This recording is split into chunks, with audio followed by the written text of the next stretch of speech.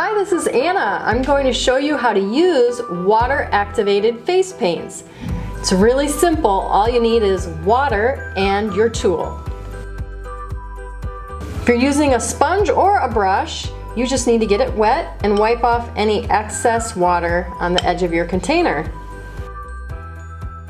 Then choose your color and just gently rub back and forth until you have a nice creamy paste of paint on your brush, or if you're using a sponge, you want to get it nice and opaquely covered. Once you can see all of the paint, you're ready to go.